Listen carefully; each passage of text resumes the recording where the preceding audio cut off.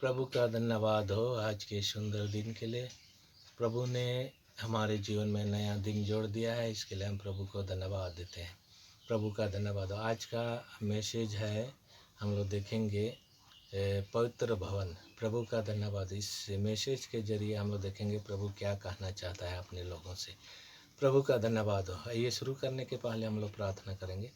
धन्यवाद हो, तेरी महिमा हो, तेरी प्रशंसा हो प्रभु जी, आज के सुंदर दिन के लिए, पवित्र दिन के लिए प्रभु ईश्वर हालेलुया। प्रभु जी एक नया दिन हमारे जीवन में जोड़ दिया है प्रभु ईश्वर हालेलुया, इसके लिए हम तुझे धन्यवाद देते हैं प्रभु जी। आज का मैसेज है पवित्र भवन। प्रभु जी इस मैसेज के जरिए जगत के छोर तक तेरे सुसमाचार को प्रचार करने पाऊँ, तेरा राज बढ़े, तेरी कलीसिया बढ़े, तेरा नाम ऊंचा होने पाए इस राजा हालेलुया। और जितने मुझे फॉलो करते हैं और जो नहीं भी फॉलो करते हो प्रभु जी, उन सब के जीवन में आशीष दे प्रभु यीशु। हर एक रोगों से, बीमारियों से बचाना, रक्षा करना प्रभु यीशु। शैतान की सारी युक्तियों से तू बचाना, रक्षा कर यीशु राजा हालेलुया।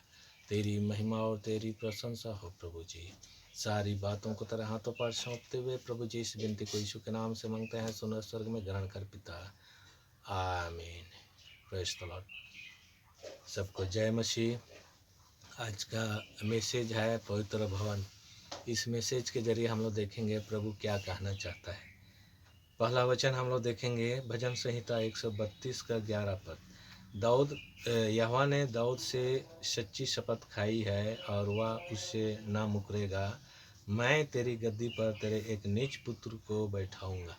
प्रभु का धन्यवाद। दाऊद राजा से परमेश्वर सच्ची शपथ खाया और परमेश्वर शपथ खाया कि दाऊद तेरे गद्दी पर नीच पुत्र को बैठाऊंगा और इस तरह से वह पुत्र मैं तुझे दूंगा। इस तरह से परमेश्वर दाऊद राजा को आश्वासन देता है, वाचा बांधता है, प्रोमिस करता है। हालेलुया। परमेश्वर को धन्यवाद देते हैं। इस तरह से यहाँ पर परमेश्वर दाऊद राजा से सच्ची शपथ खाता है। वर्तमान समय में भी अगर हम परमेश्वर को प्रसन्न करते हैं तो सच में परमेश्वर हमारे जीवन में आशीष देगा और इस तरह से शपथ खाएगा और उस शपथ के अनुसार परमेश्वर आशीष से भर देगा। प्रभु का धन्यवाद। और हम लोग वचन देखेंगे भजन संहिता 132 का ही हम लोग देखेंगे 12 पद। यदि तेरे वंश के लोग मेरी वाचा का पालन करें और जो चेतावनी मैं उन्हें सिखाऊंगा उस पर चले, तो मैं उनके वंश के लोग भी तेरी गद्दी पर युग युग बैठते चले जाएंगे। प्रभु का धन्यवाद। युग युग तक परमेश्वर आशीष देता है। प्रभु का धन्यवाद। और इस तरह से अगर उनकी चेतावनियों को हम मानते हैं, उनकी बातों को हम मानते हैं, उनके आदर्शों पर हम चलते हैं, तो प्रभु का धन्यवाद हो, हमारे वंश के लोग इस तरह से लिखा है गद्दी पर बैठेंगे।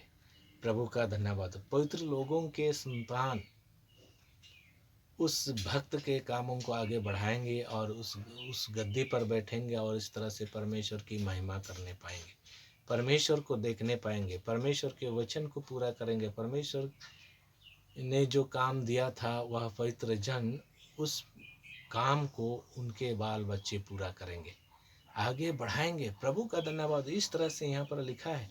और अगर हम उनकी चेतावनियों को नहीं मानते हैं तो प्रभु हमारे जीवन से आशीष हो जाए नहीं देगी और इस तरह से दूर चली जाएगी हमारे जीवन से, और इस तरह से हम अनाथ हो जाएंगे और इस तरह से हम अभागा हो जाएंगे और इस तरह से हम कभी भी परमेश्वर की आशीष को नहीं देख पाएंगे। प्रभु का धन्यवाद हो। इस तरह से यहाँ पर लिखा है। और हम लोग देखेंगे भजन संहिता 132 का ही हम लोग देखेंगे 13 पद। क्योंकि यहोवा ने सिय्योन को अपनाया है और उसे अपने निवास के लिए चाहा है। प्रभु का धन्यवाद। परमेश्वर सिय्योन को अपनाया है। पवित्र जगह जो है सिय्योन, परमेश्वर अपनाया है और उस जगह में रहना चाहता है। प्रभु का धन्यवाद हो। और इस तरह से ये लिखा है निवास के लिए, उस पवित्र स्थान में निवास के लिए परमेश्वर चाहा है।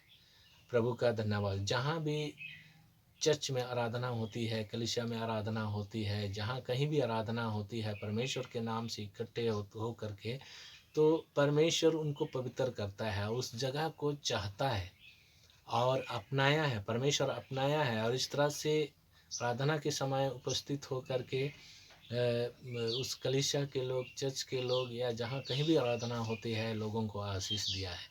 इसीलिए परमेश्वर अपनाया है, चाहा है, उस जगह को पवित्र किया है।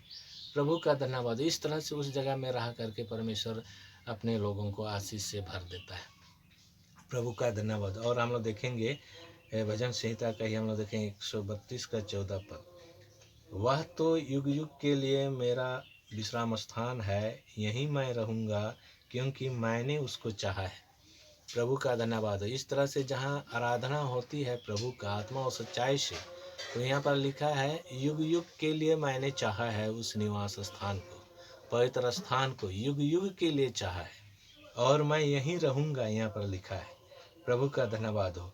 और इस तरह से परमेश्वर जहाँ कहीं भी उपस्थित होता है, वो 1-2 पल के लिए नहीं, 1-2 महीना के लिए नहीं, 4-5 10 साल के लिए नहीं, बल्कि युग युग के लिए परमेश्वर वहाँ रहना चाहता है। प्रभु का धन्यवाद। इसीलिए उस जगह में रहने के लिए परमेश्वर पवित्र लोगों को इस्तेमाल करता है, उनके पुत्रों को इस्तेमाल करता है।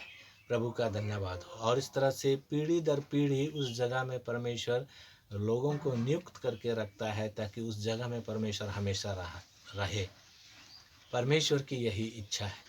प्रभु का धन्यवाद हो। और अगर हम ऐसे काम करते हैं, परमेश्वर को प्रसन्न करते हैं, तो सच में प्रभु हमारे जीवन से युग युग तक, आनंद काल तक आशीष देने के लिए तैयार रहता है। प्रभु का धन्यवाद हो। और इस तरह से नाती पोती परपोती तक प्रभु उस जगह में इस आशीष से भर देगा और उस जगह में रहेगा, विराजमान होगा, लोगों को आशीष देगा। लोग बीमारी के लिए आएंगे तो चंगाई को प्राप्त करेंगे, और शांति जीवन के लिए आएंगे तो शांति को प्राप्त करेंगे। और इस तरह से बहुत सारे कामों को परमेश्वर उस जगह से करना चाहता है।